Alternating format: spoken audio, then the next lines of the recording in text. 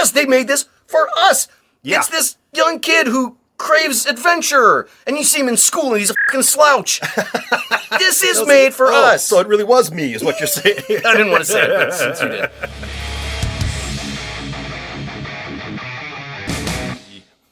So we had our hospital Christmas party last night. Oh, yeah? And, not even 10 minutes into it, and I'm introducing Tracy to everybody I work with, and this girl that I work with, mature woman, but very beautiful, very well put together. Sure. Comes by, and I'm like, oh, hey, blah, blah, blah, this is my wife, Tracy, and Tracy, this is blah, blah, blah. When Tracy finally gets sick of my shit, takes the kids and leaves me, this is going to be my next wife, or something silly like that. And everybody's like, very funny. And Right. Tracy says, you can just take him now if you want. And everybody laughs. It was funny. And then I stopped for a second. I'm like, then I got pissed. I'm like, what the fuck, Tracy? You're not even going to fight for a second to keep me around?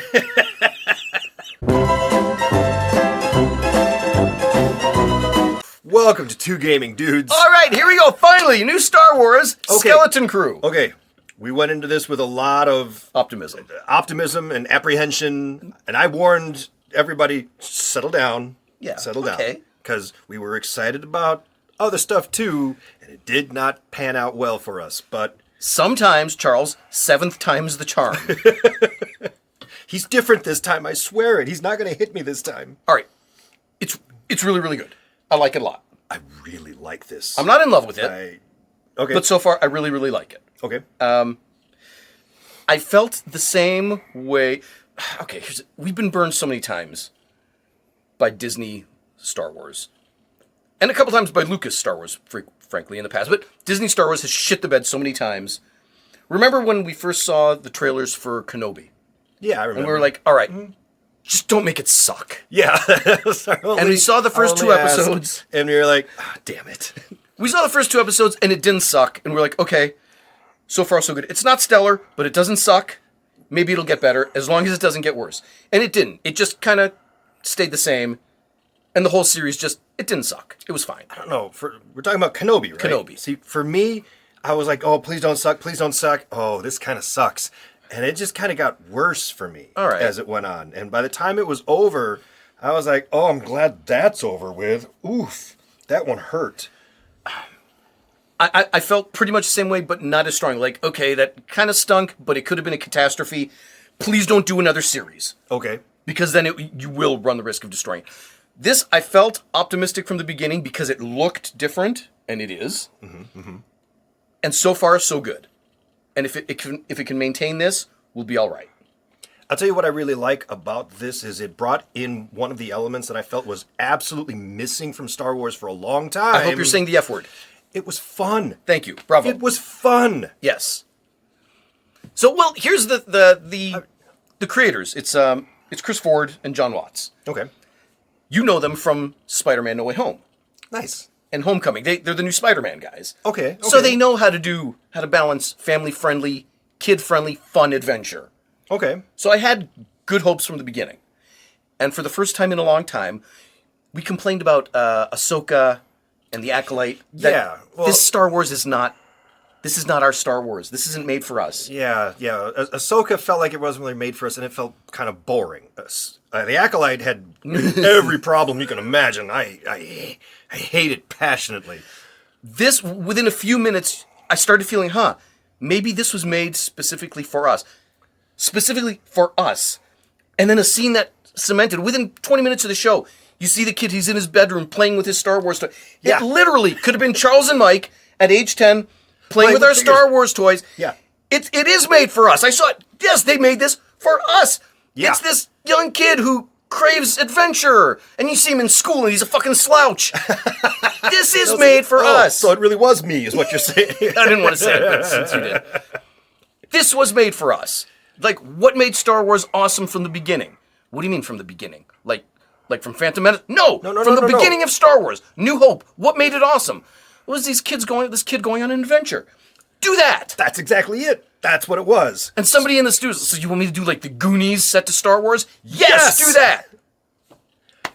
So here's a series that knew what it wanted to be from the very beginning, right? It knew exactly who the target audience was. We're going to target, kids 10 to 12, but we're also going to target the 40 to 50 to 60-year-old guys who Easy, man. Yeah. 60, stop. Okay. Come on, what are you doing? All right, so specifically, I guess people in their 40s. Us. Yeah, our generation who grew up with this in shit. the 80s. Yeah. It's the people who remember E.T. and who remember the Goonies and the Explorers and Flight of the Navigator and all these other great shows that it was just about kids having an adventure. Yeah.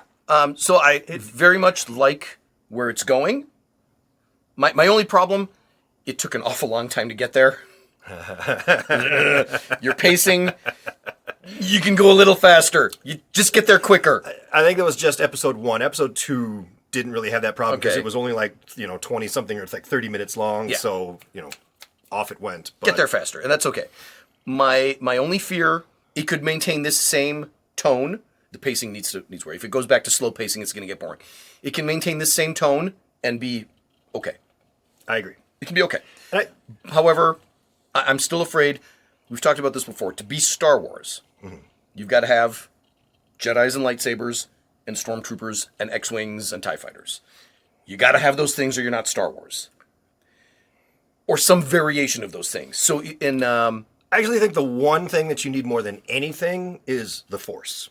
You need the Force to exist. Yes. Lightsabers, Jedi, Sith, whatever it is, you need the Force. Because it defines everything. It is the one thing that defines Star Wars from any other sci-fi, adventure film, action show, whatever.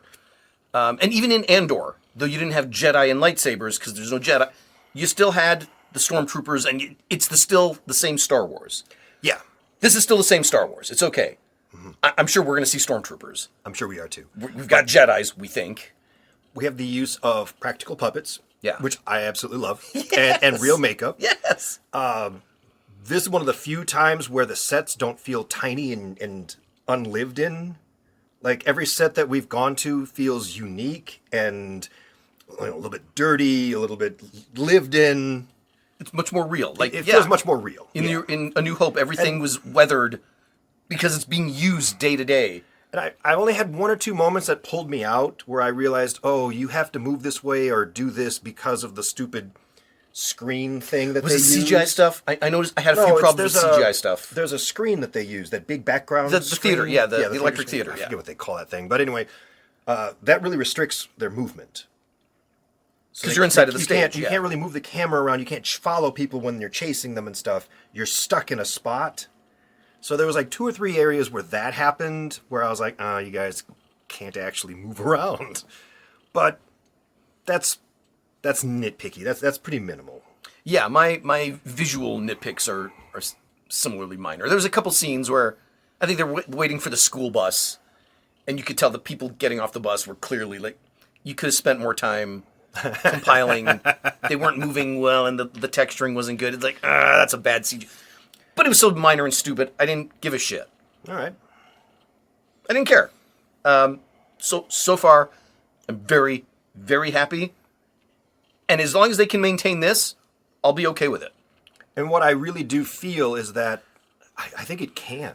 I think it can actually maintain this balance. I don't think it'll get much better than this, but I definitely don't think it'll get any worse than this. I think it's just going to coast here, and I'm fine with that. I don't know. I think it can get better. There's a lot. There's a lot that can happen here. I mean, I would love it. Don't get me wrong. I would love it if it did get better. But I'm saying even if it doesn't, even if it just coasts right where it's at, I still love this. I'm still very happy with where it's at right now. On its own merits, or because we've been let down so many times? Is it because we were expecting shit from Disney? Can I say both? I guess so, yeah. I like it for what it is because these are the kinds of stories that I enjoy. If you're going to do this kind of kids on an adventure film or show or whatever, they've done it properly. Yeah. Yeah, I guess I like the tone and direction that they went with. Even if they failed, I'd say, okay, this was a swing and a miss, but at least they're thinking correctly now. This is the direction we should go into. Yeah. They haven't missed. They hit it. It's just a little slow. Right. But I'm okay with that. Yeah. I think there's a lot they can do with it. Because if it really is the Goonies in space, and it clearly is. Right. We could sit down and write the script. We know where it's going to go. Yeah. And we know what the big Act 2 plot twist is going to be. Is he really a Jedi? Is he just some guy? It's predictable because we've seen the Goonies. Sure. And Flight of the Navigator. And all the others. Insert 80s movie here. we could write it and come pretty close. That's okay. I don't mind that. That's okay. Because they're doing it well. And they're doing it in a way that looks and feels not just nostalgic, but like real Star Wars. That's the real thing, isn't it? It looks and feels like real Star Wars. This is the most fun I've had with Star Wars Yes! since maybe, I don't know. I kind of had excitement for Force Awakens, like the first movie. I thought that was kind of fun. Yeah, okay. So I'll say that this is the most fun I've had with Star Wars since then. Most fun, yes. I'm not going to say it's the best, because Andor is still the best. No, yeah, Andor is still amazing. But it's a different fun. feel. It is a very different vibe. It was the most artistic and intelligent and well-done Star Wars, and the best storytelling, maybe since Empire. Fair. Or since Jedi. It's Fair. fantastic. Fair. But it's not a fun popcorn, hey, Star you're Wars! not going to cheer, you're not going to be like, woohoo, or anything like that. You're just going to watch and be like, whoa, that was It's deep, different. You know? This is Star Wars. This is proper Star Wars. Well done. Well done. It sucks that it took you decades to fucking do what we were asking for. Right. But at least they did. At least they got here. And I want it to do well because Disney tends to take lessons from projects that do well. So take a lesson from this if it does well. This is a great direction to take Star Wars. The only thing I was afraid of is that it's for kids. It's Right. family friendly. Sure. I was afraid it would get childish. You never watched Bad Batch. No, And you shouldn't. Bad Batch is childish. Okay. Not just that it was made for kids, it's childish. I can't watch it. And I stopped. I'm like, this is for kids. This is for little kids. I can't do this. See, that's the problem, right? You're either writing it for kids, or, well, I shouldn't say that. There are some projects that I felt were written for families and for kids, you know, but adults can absolutely enjoy it. Yeah. And then there's shit that feels like it was written by kids.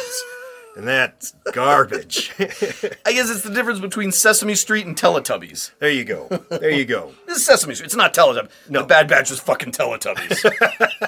It's just stupid.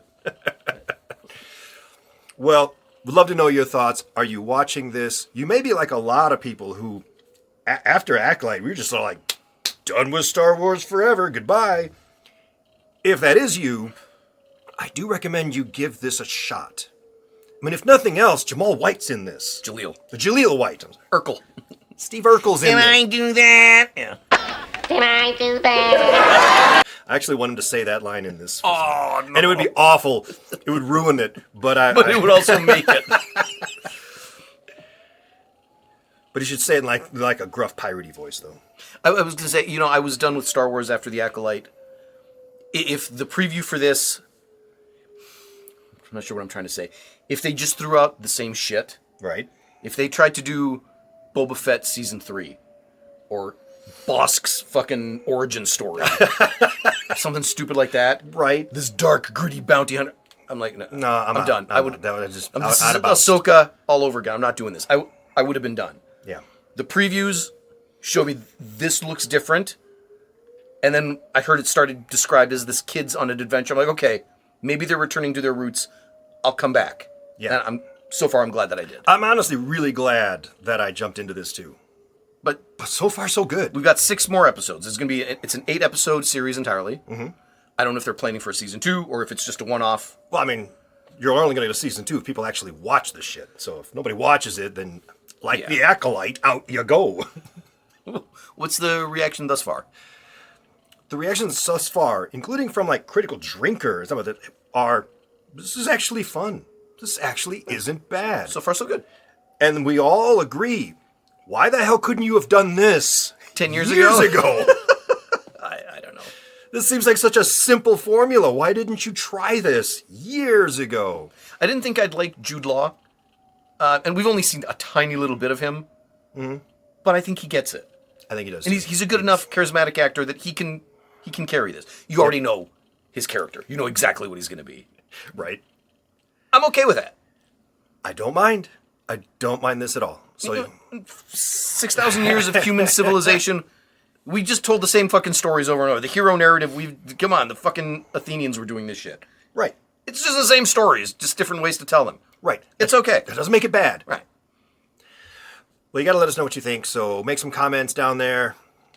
Let us know if you're watching this, if you care, how you feel about this. I'm very happy. So far, so good. I think it's awesome. Also, you heard all of his comments about the Bad Batch, and I know a lot of you are Bad Batch fans. Leave those comments, too.